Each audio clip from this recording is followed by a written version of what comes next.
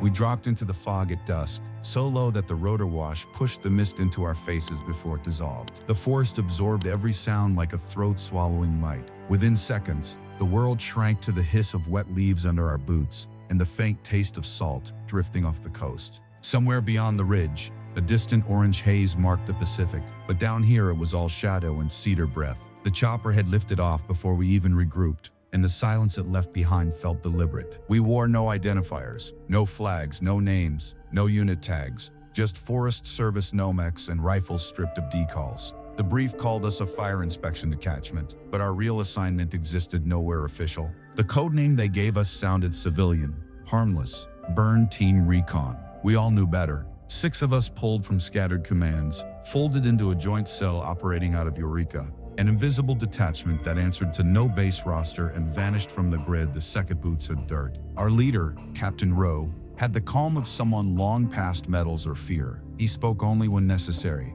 and when he did, it ended discussion. The rest of us filled the gaps. Comms, intel, medical, demo, mapping. I handled terrain coordination and structural recovery. We'd run together before, Afghanistan, Korangal, long nights digging out passes no one admitted existed. Different continent, same silence. The mission brief had landed on a Friday afternoon. A research drone from a defense contractor had gone dark over the northern Redwood Belt, deep inside protected land. Demand said it carried experimental sensors of classified potential, which was their polite way of saying someone would pay dearly if the wrong hands found it. Recovery before discovery, that was the phrasing. No civilians, no questions, and if anything couldn't be retrieved, it was to be destroyed beyond recovery. We mobilized at sundown, convoying north through Arcata in 2 unmarked vehicles. The fog thickened as we entered the timberline, headlights swallowed whole, the forest closing like a vault door behind us. By the time we reached the trailhead,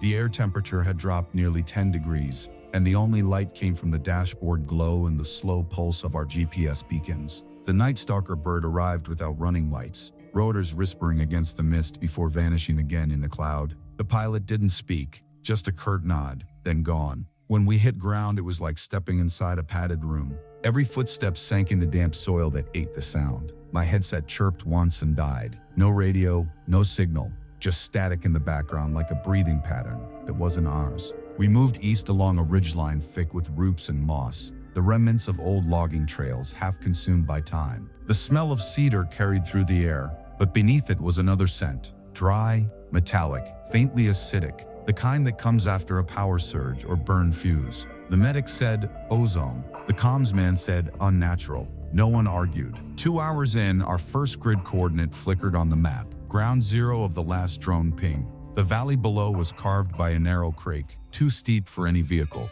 Our GPS ghosted between readings, sliding a mile off in both directions, like the forest refused to be measured. Rowe ordered a hold. Altimeters read 20 meters lower than the terrain chart. Minor, but enough to make him frown. We waited while he adjusted bearings. The fog crept low between trunks, rolling like slow smoke, the kind that carries weight instead of warmth. In the silence, the forest had rhythm, occasional groans from shifting branches, a far-off crack that echoed with no direction. Rowe set us back in motion, staggered formation, rifles low but ready. He didn't need to explain. Everyone already felt it, that quiet tension like air before thunder. When we hit the second coordinate, the forest seemed to thicken, not visibly, but in pressure. Breathing became heavier, steps slower, like wading through unseen current. The comms tech keyed his set again, static. Then 3 clipped words bleeding through the noise. Package not secure. The voice was ours, but not from any of us. We froze. No wind, no birds, nothing but that phrase dissolving into static. Rowe wrote something on his map, folded it tight, and said one word, move. We pressed on, descending into the valley where the drone signal had gone silent. Near midnight, the wreck appeared like a ghost at the base of a slope, a silver cylinder lodged in mud and ferns, glinting through fog. From afar, it looked like a fallen branch, but up close, it was surgical. Descent perfectly vertical, wings intact, nose sheared clean, wiring clipped as if by hand. No crash burn, no chaos. Controlled placement. Rowe's fist went up. We fanned out. The medic scanned for thermal residue. Cold. No fire, no wildlife, no trace heat. The payload cradle beneath was empty, harness sliced neat. Whoever got here first had known what to take and how to vanish. I swept the area and found only shallow boot imprints pressed into the earth, fading into the creek bed before dissolving completely. The stream ran opaque and oily, surface catching the moonlight in dull color shifts. Ro crouched, touched it with gloved fingers, sniffed once, said nothing. When comms tried again, the headset pinged alive, not with command but with our own call sign repeating from the opposite ridge. Pickup coordinates, identical to tomorrow's schedule. The same signal, mirrored back. Rose shut it down immediately. We regrouped near the wreck while he ordered a perimeter scan. The medic's eyes tracked uphill through the redwoods, every beam of his scanner fogging in the cold. I kept catching flickers of pale light between trunks, too low for stars, too narrow for flashlights. But every time I turned, they were gone. When we reconvened, Rao was kneeling beside a shallow pit dug near the crash. Inside lay a civilian cell phone, screen shattered, numbers scrubbed from the shell, SIM slots soldered shut, buried on purpose. Someone had wanted it found, or wanted it forgotten. That sealed it. We weren't first on site. We moved camp a few hundred meters upslope, close enough to watch but hidden by fallen trunks. No fire, no chatter. The medic cleaned a minor knee injury, refused morphine, wanted clarity. I took first watch. The forest didn't breathe. It listened. Even the fog held still, like it was waiting. Then, somewhere down the slope, a soft white glow shimmered through the mist. Not flame, not flare, steady and deliberate. It hovered, drifted sideways, vanished. An hour later, Ro joined me, quiet as always, eyes fixed on the same darkness. He didn't ask what I'd seen, just whispered, "We're not the only retrieval out here." And he was right. When dawn came, the creek bed told the rest. Fresh prints, same tread pattern as ours, but lighter, faster, and a line of twine looped through an empty energy gel pack, hanging from a branch. A marker. Rose said we follow it until noon. If we didn't recover the payload, we'd pull back to high ground for extraction. The mission was shifting, and though no one said it, we all felt it. The forest wasn't empty. It was occupied. Morning came slow and gray, the kind of half-light that tricks the eye into thinking it's safer than it is. The fog had lifted just enough to show the creek glinting faintly below, a ribbon of pale silver winding between trunks older than the road system itself. We followed the prints Ro had marked earlier. Same tread as ours, same model boot, but every step lighter, spaced wider, like whoever left them carried half our weight and twice our confidence. They led east, through a maze of underbrush and low branches that kept tearing at our sleeves. About 2 clicks in, the trail cut clean across an old service grade where the ground flattened for the first time since insertion. That's where we found the rope marker hanging between 2 trees, the twine looped through an empty gel packet, swinging softly in the breeze. It wasn't random. Someone had left it as a guidepost or a warning. Rose studied it a moment, then motioned for us to keep going. No one spoke after that. The woods had that charged silence again, a kind that made the hair behind the ears lift, like static before a storm. We pushed on, boots sinking into spongy soil that smelled of rot and iron. The ridge ahead curved upward, and as we climbed, light began filtering through the redwood canopy, thin columns slicing through fog, like shafts from a submerged sun. When we reached the top, the forest opened into a shallow clearing, maybe 20 meters across, ringed tight by trunks that looked carved rather than grown. The medic stopped first, crouching near the center where tire tracks cut faintly through the moss. Narrow grooves, recent, no more than a day old. ATV, he muttered. Small frame. Ro knelt beside him, tracing the rut with a gloved finger, then followed it to a low mound camouflaged by leaves. A tarp disguised as forest litter stretched over it, secured by boughs. Beneath was a makeshift tent built from camo netting and local debris. Whoever had been here was disciplined. No trash, no fire pit, no scent of smoke. The soil inside was still warm. Raul signaled the comms man to sweep frequencies. All channels returned dead. I checked the perimeter for signs of movement, but there was nothing, except the faint impression of a boot heel, vanishing toward the northern tree line. That's when we found the tag, plastic, scratched, half buried near a root. The contractor's logo was still visible, printed above a sequence of faded numbers. Same manufacturer that built the drone. I remember Ro turning it over in his hand, silent for a long second before saying, "We're being shadowed by our own." He pocketed it without another word. We broke camp and moved east toward higher ground, tracing what used to be a fire road, now broken and slick with moss. The terrain grew meaner the farther we went. Every step forward felt like the forest itself was pulling back. The air thickened, moist and metallic, the way it does when pressure drops before lightning. Even the fog changed, no longer drifting but circling slow, coiling around us like it had intent. By mid-afternoon, we came upon a washout where water had carved deep trenches through the slope. There, caught in the mud, was a spent smoke canister, half burned and cold. Roe flipped it open with his knife. Military issue, orange cap, expiration still months out. Too new for any training op. I saw the moment his eyes caught something else in the mud. A single orange fiber, Nomex thread, exact match to our uniforms. It hadn't been there long. He said nothing, but the message was clear. Whoever they were, they had our gear and maybe our clearance. We dug into a low ridge above the washout to watch for movement. Dusk set in fast, draining color from everything until the forest turned monochrome. Black trunks, gray air, no horizon. The medic reread his swollen knee in silence, sweat shining along his jaw. The comms man logged frequencies again, but every band came back flat. I kept my eyes on the tree line, where shadows thickened between trunks in a way that didn't match the light. The air pressure shifted twice before the first drops of rain began, slow and deliberate, the kind of rain that doesn't fall so much as form in the air. We stayed prone under the fallen log until full dark, the fog folding in until we could barely see each other's outlines. Then, from the east,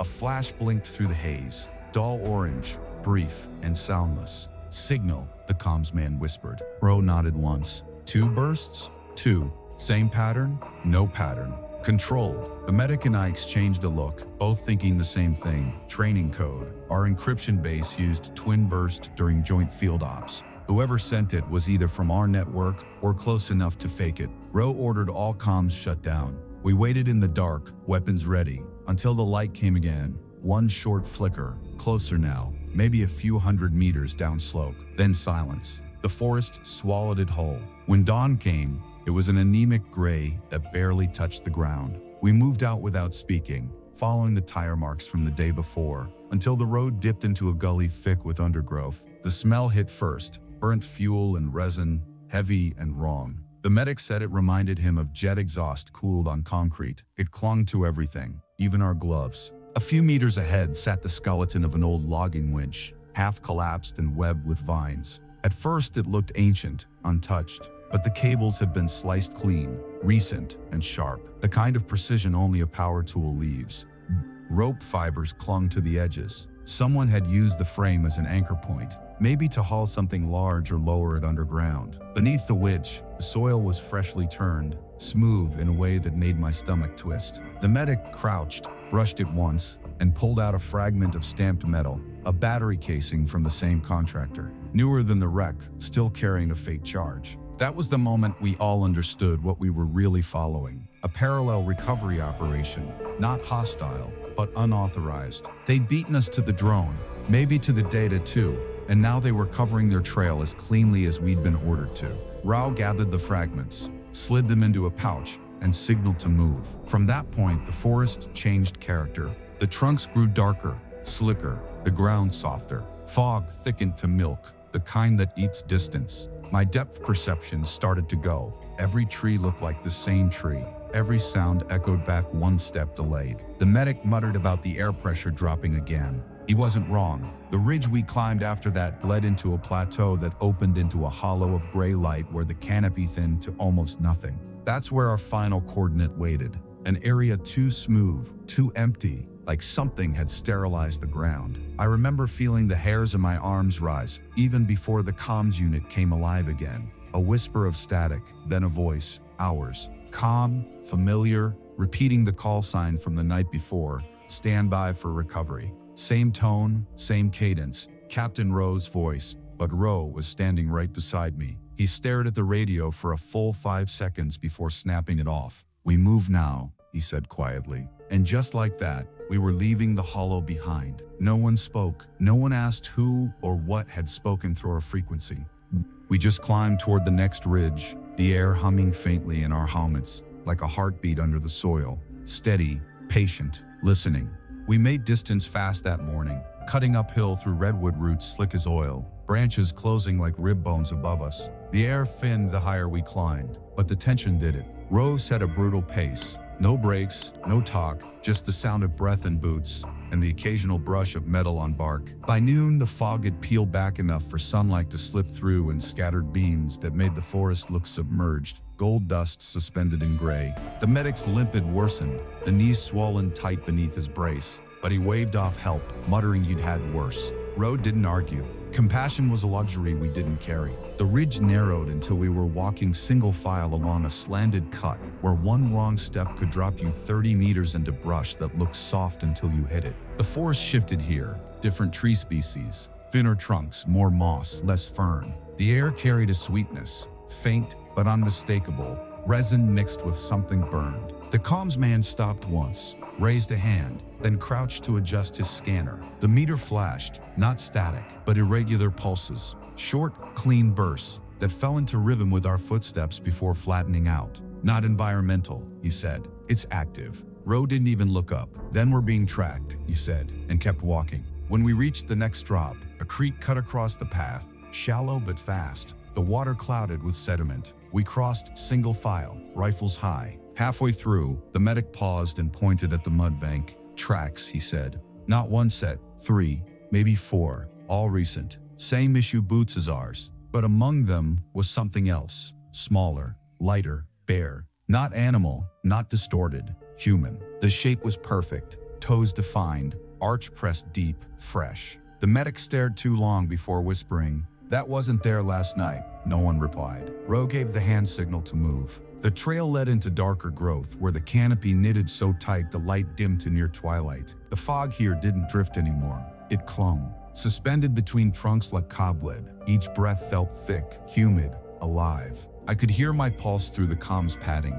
Around us, the forest pressed in until it felt built to keep things in, not out. Half a kilometer in, Ro raised his fist and halted. Ahead, half buried under fallen needles, something metallic caught the dull light. We fanned out, closing in slow. It was part of the drone's fuselage, fractured along the seam. The metal warped and stained. Inside the cavity were twisted wires, a smear of dried matter that wasn't mud. Dark, coagulated, almost black. The medic knelt, scraped the sample, smelled it, then wiped his knife clean on the moss. "Blood," he said, "but not from any animal I know." Will didn't react. He ordered photos, then packed it into the sample case. We moved on without speaking. A few minutes later, the comms man's screen flickered again. Thermal picking up movement. 3 heat signatures about 50 meters out. Stationary but close. "Could be them," he whispered. Rose signaled for silence, motioned us into cover behind a downed trunk. We waited. The thermal feed blurred, refocused, then went blank. Signal cut.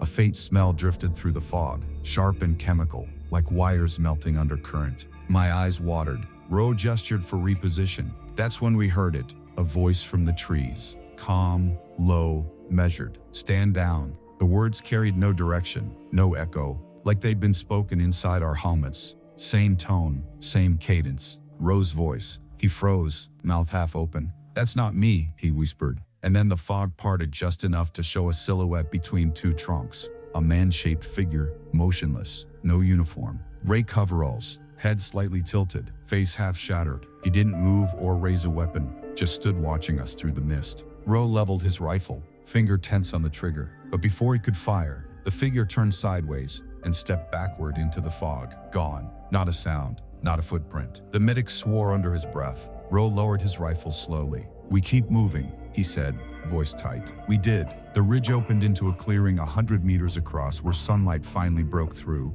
Clean, white, unnatural. In the center sat a stack of crates half buried in leaves. The paint was gone, but faint stenciled numbers remained. Contractor markings again. Ro crouched, pried one open with his blade. Inside were drive sleds, thin as hard discs, slots empty. Everyone had been gutted clean. The data was gone. "They didn't lose a drone," I said quietly. "They planted it." Ro shut the lid, eyes scanning the tree line. "We're leaving," he said. "Whatever this was, it's done." We packed fast. No one argued. The forest brightened slightly as if relieved. For a moment I thought I heard birds again, faint and distant. But halfway up the slope, a single sound cracked through the stillness. Not a branch, not a gunshot. It was deeper, metallic, resonant, like a heavy door slamming somewhere underground. We froze. The sound rolled through the valley, faded, then came again, softer, then gone. The medic's face went pale. "Pressure wave," he said. From below. Ro didn't wait.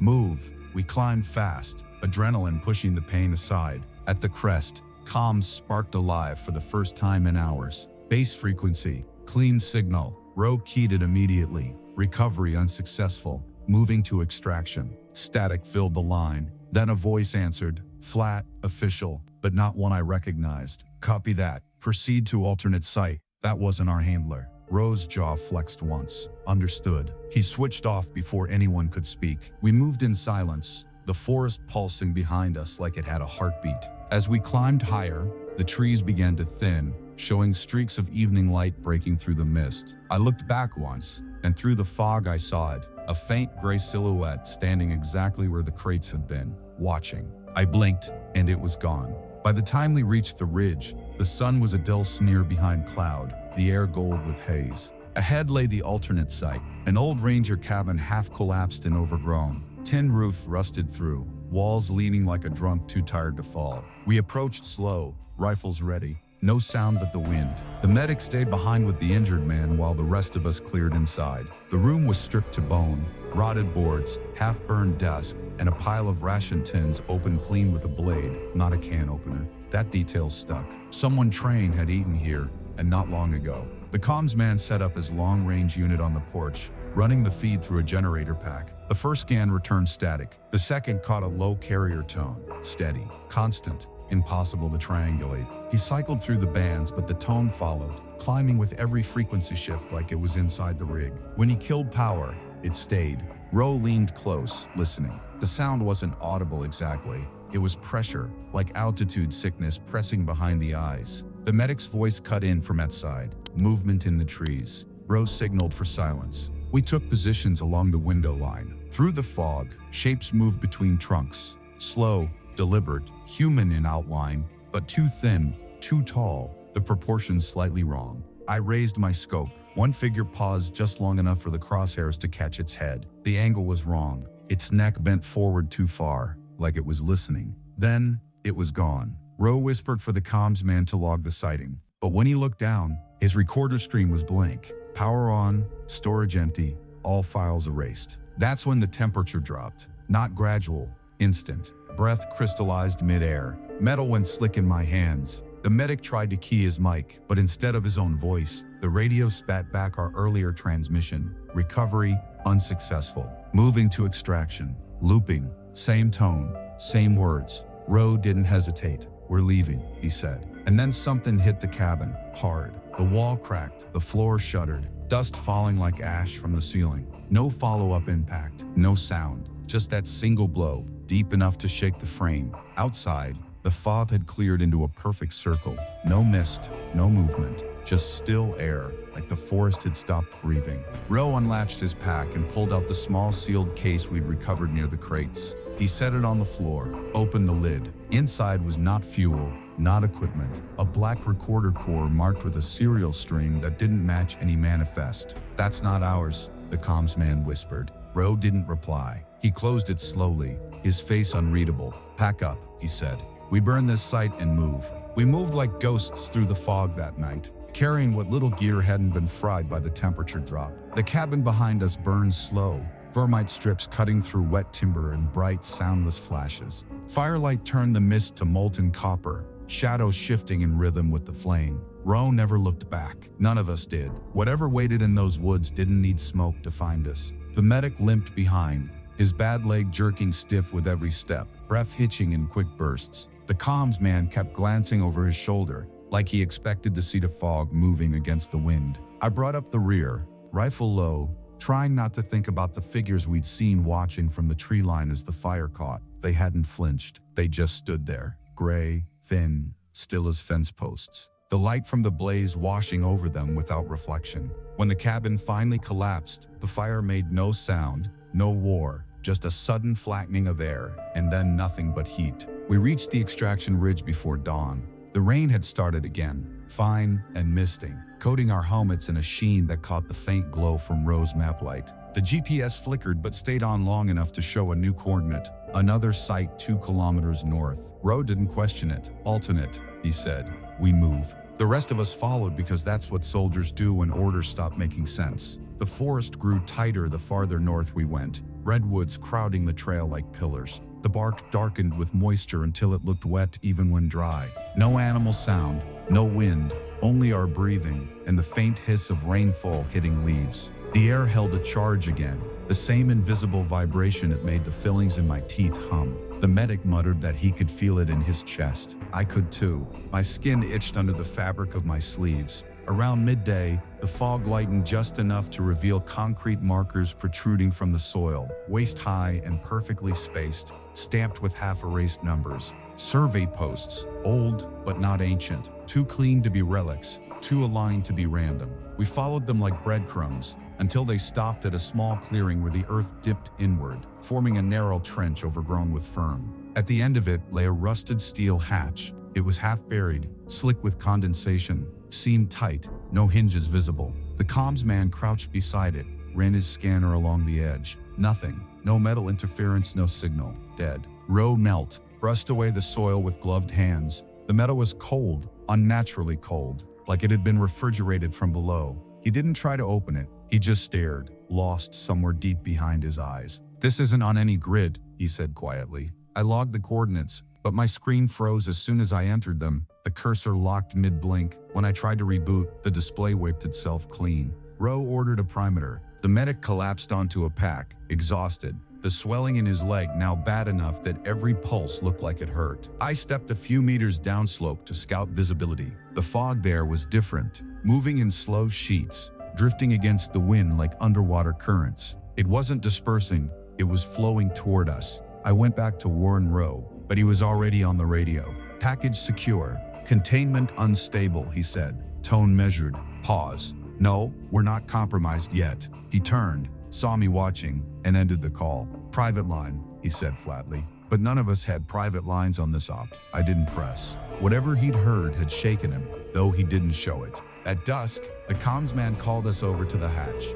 Thin flashes of white pulsed under the seam, faint, irregular, like something breathing beneath the metal. We stepped back instinctively. "Power source?" I asked. He shook his head. "No power down here." The medic leaned forward, sniffed once, then grimaced. "Copper and heat," he said. I could taste it too, that dry metallic tang of ozone. We stayed through the night, each of us taking shifts, while the forest pulsed around us in slow, deliberate rhythm, like the heartbeat of something enormous beneath the soil. No one slept. Every time the fog thinned, I swore I saw shapes moving between the trees, too tall, too narrow, but they never crossed the perimeter. The hum grew stronger before dawn, low enough to feel in bone but too deep to record. Just before first light, the comms man caught a new transmission. Faint, broken, almost a whisper. "Extraction point. 2 clicks north. Verify package." The voice was mechanical, calm, repeating every 12 seconds. Not our handler, not human. Rowe listened once, twice,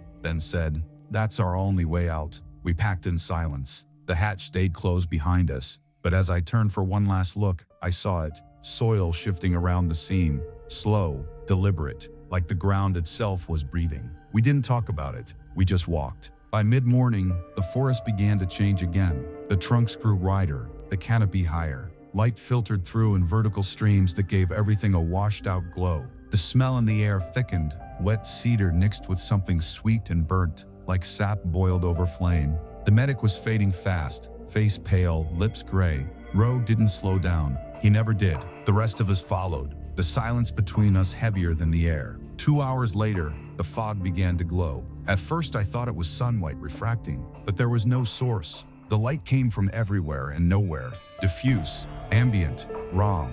We reached the extraction coordinates just before noon.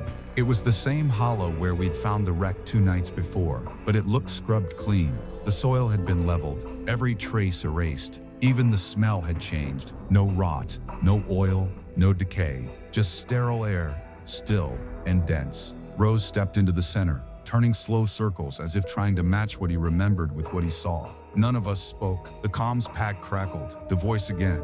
"Extraction point. 2 clicks north. Verify package." Same phrase, same tone, but closer, sharper, like whoever or whatever it was had moved just outside the tray line. Rowe looked at me, then down at the black recorder case he carried. "We finish it here," he said. He set it on the ground, unlatched the lid. The device inside blinked once, Small red light, steady pulse. The medic's handheld monitor started flashing in sync with it, his pulse reader matching the same rhythm. "Destroy it," the comms man said. Roe hesitated. "Not yet." Then the forest shuddered. The sound wasn't wind, it was deeper, earth moving beneath itself, like pressure equalizing miles below. Birds exploded from the canopy in one wild rush, the first life we'd seen in days, then vanished again. A long, low groan rolled through the hollow. The ground rose in a slow arc at the edge of the clearing, splitting open along a seam of dull steel. Metal surfaced through the soil, curved, polished, glinting like the drone skin.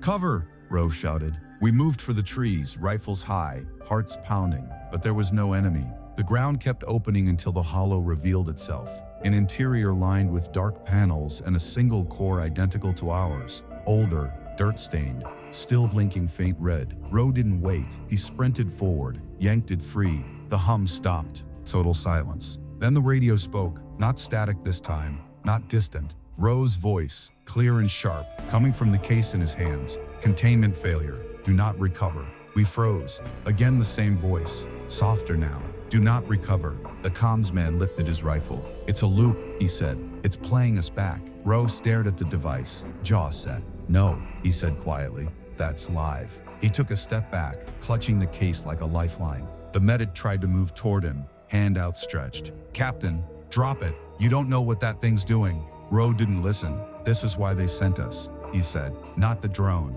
not the data. This." Then he opened the case and reached inside. The moment Roe's fingers touched the core, the world detonated in silence. A light flash swallowed the clearing. No sound, no heat, just the air folding inward so fast it crushed breath from my lungs. I hit the ground hard, deaf to everything but my own pulse hammering against the inside of my skull. The trees blurred, light bleeding out of shape, fog recoiling like it had been shoved away by an invisible hand. When the glare collapsed, the hollow was empty. Roe was gone. Only the case remained, split open, the soil around it glowing faintly from underneath as if something below still breathed. The medic crawled forward, his voice ragged. "Roe! Captain!" But there was no answer, no echo, not even static from the comms. The glow dimmed until it looked like ordinary earth again, damp and motionless. "We have to move," the comms man whispered. He was pale, shaking, eyes darting like a cornered animal. I nodded. There was no direction,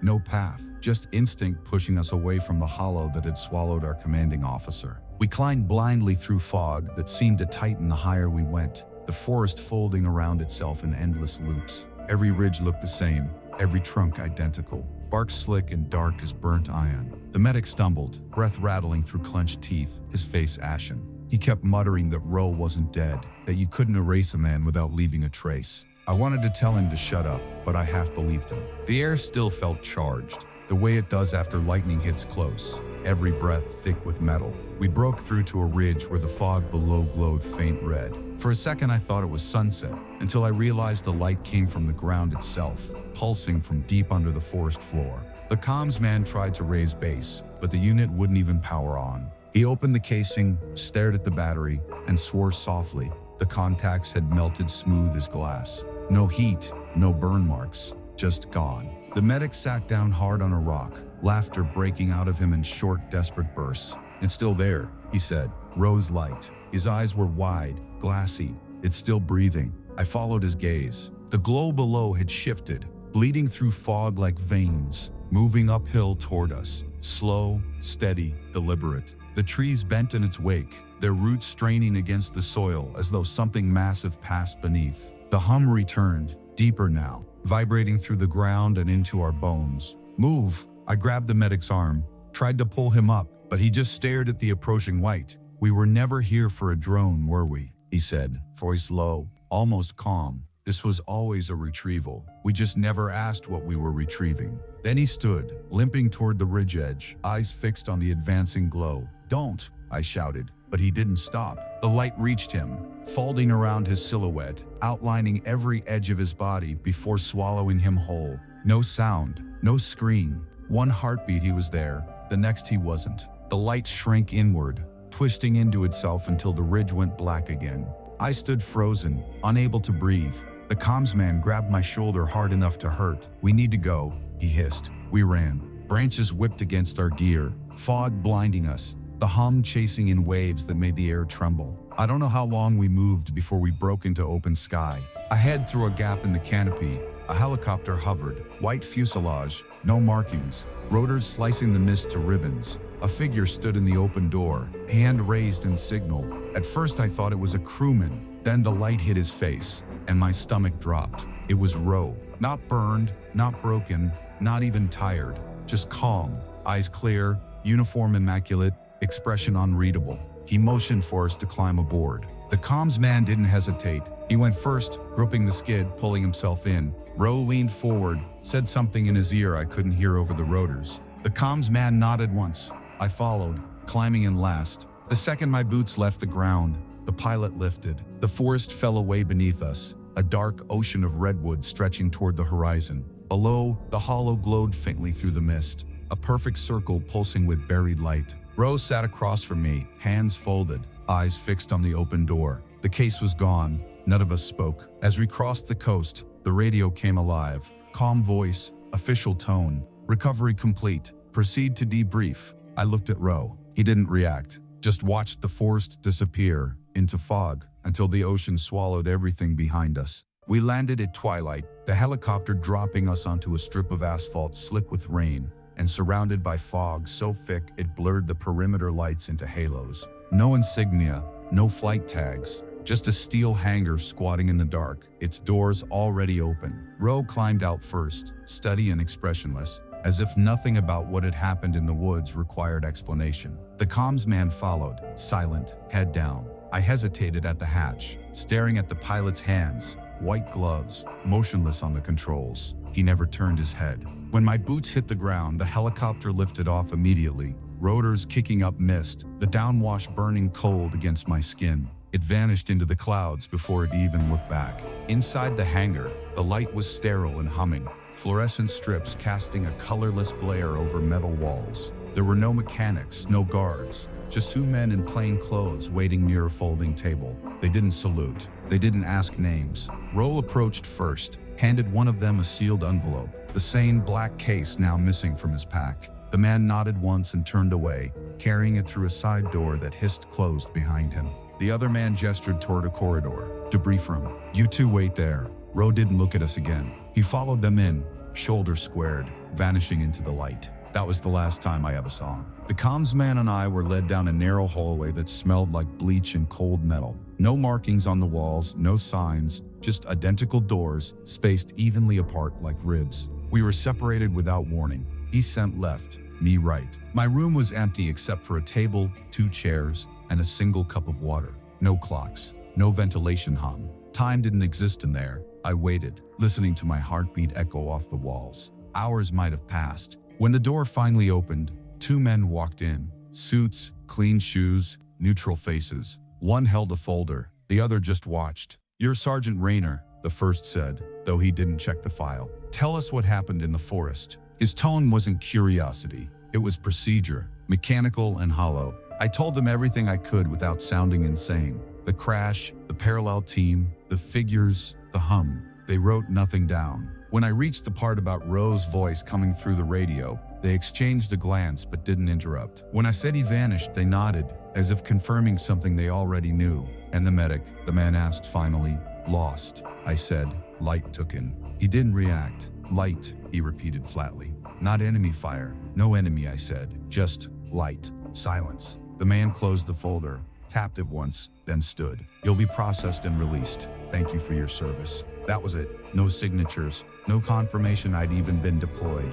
When they left, I sat alone until a guard appeared and motioned for me to follow. He led me through a service corridor, out a back exit, into rain that had already washed away the rotor tracks. A jeep waited with its engine running. He handed me an envelope and said, "You're clear." Inside were discharge papers dated a week before the mission, already signed by me. According to the documents, I hadn't been on active duty at all. They dropped me near Crescent City and drove off without a word. For a while I stayed in cheap motels, replaying the mission in my head until sleep blurred the edges of what I remembered. The comms man disappeared. His name was wiped from rosters. The medic's file listed him as dead months before the op. And Ro, nothing. His record ended mid-sentence. No rank, no photo, no assignments. The contractor dissolved within days of our return. its assets absorbed by an unlisted subsidiary. Every trail ended in silence. I tried filing a report through the back channel we used for field summaries. It bounced back unopened, stamped recipient invalid. After that, I stopped trying. Weeks went by. Nights were the worst. I waked to the smell of copper and cedar, that electric tang just before the hum started again. It wasn't sound, more like pressure building behind the ears. Faint, but rhythmic. The same pattern that pulsed through the hollow. Sometimes it came when I was half asleep, sometimes when the room went too quiet. I told myself it was tinnitus or stress, but deep down I knew it wasn't. A month later, I saw a news report out of Humboldt County. Wildfire containment near the northern reserves. No ignition source found. No lightning, no campfires. Firefighters said the trees had fallen inward, not outward. The satellite image showed a perfect circle burned into the ridge. The coordinates matched our extraction point exactly. The report vanished after one airing, replaced by a wildlife advisory. I knew better. They buried it the same way they buried us. Some nights, when the wind moves just right through the trees, I still hear it, that low hum threading through the dark like a heartbeat under the earth. It's always the same rhythm. 3 beats, 1 pause, 3 beats again. I tell myself it's wind, we're distant power lines. But every time it fades, it leaves a silence too heavy to be empty. I think that's when I know it's still listening. It's been years since that night, but time never dulled the edges. It only sharpened them into smaller, quieter blades that cut when I least expect it. I left the coast and found work maintaining forest trails, the kind of labor that keeps your hands busy and your thoughts quiet. The irony wasn't lost on me. I buried ghosts in redwood soil, only to come back and clear its paths. Out here, I can almost pretend the world is ordinary again. The morning smell of rain and cedar, and the fog still hangs low between the trunks like old breath that never left. But every now and then, when the wind crawls through the trees just right, I hear it again, that hum, low and patient, threading through the silence like a memory pretending to be sound. I tell myself it's nothing, just the wind, or water running beneath rock. But deep down I know the pattern. 3 pulses, 1 pause, 3 again. It's waiting. They erased us completely after the mission. I checked the databases. No unit designation, no command assignment, no debrief logs. Every serial number loops back to a blank record. It's as if we were scrubbed before we ever set foot in California. Maybe that was the plan all along. Maybe success meant silence. Sometimes I still dream of Roe, standing in that white light, calm as the world tore itself apart. In the dream, he doesn't vanish. He turns and looks at me, as if he's still trying to decide whether to let me walk away. Then I wake, the smell of copper in my lungs, my heart sinking with that slow mechanical rhythm I can't unlearn. I've stopped fighting it. I don't think it wants fear. It wants memory. A few months ago, a package showed up at the ranger station. No return address, just my name typed neatly across the label. Inside was a small black recorder, old model, scratched to hell, edges rusted where metal met plastic. Same make as the one from the hollow. My hands shook opening it, though I already knew what it would be. One file, untitled. When I pressed play, static filled the room. Faint at first, then deepening until it sounded like wind rushing through stone. Underneath the noise, a voice spoke, low, steady, impossible to mistake. Roe. He said my name once, then whispered, "We never left." The recording cut off, the light on the device blinking twice before dying for good. I buried it that night at the edge of the tree line, deep enough that the soil wouldn't shift with rain. Still, as I covered the hole, I could feel the hum through the shovel handle,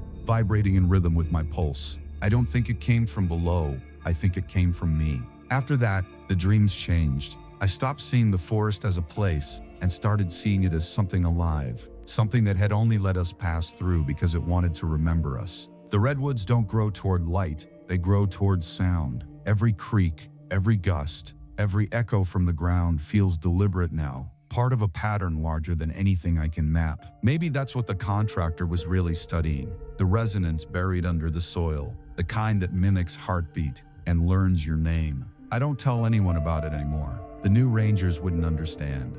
They joke about the local myths, the lights in the mist, the hum under the ridges, but I stay quiet. Let them think it's folklore. The truth wouldn't survive the telling. On clear nights, I walk to the overlook above the valley, where the fog pools low and still. When the ground trembles faintly underfoot, I close my eyes and listen. The pulse is always there, steady as breath, patient as time. Some nights I imagine it's calling for Roe. Other nights I think it's calling for me. Either way, I don't run anymore. I just stand there until the rhythm fades back into the soil. If anyone finds this account, stay clear of the ridge north of Crescent City. The ground there still remembers us. And if you ever hear that hum beneath the silence, don't answer it. Just walk away before it starts listening back. Some operations end when the bullets stop, others never do. The men sent into those trees were erased from paper, but the forest never forgot their names. Somewhere north of Crescent City, under roots older than war, something still breathes in the dark, listening, waiting, learning. If you can still hear the hum, you're already part of it. This is Captain Rebel. Like the video, share the story, and remember, some files stay classified for a reason. Subscribe before the next retrieval begins.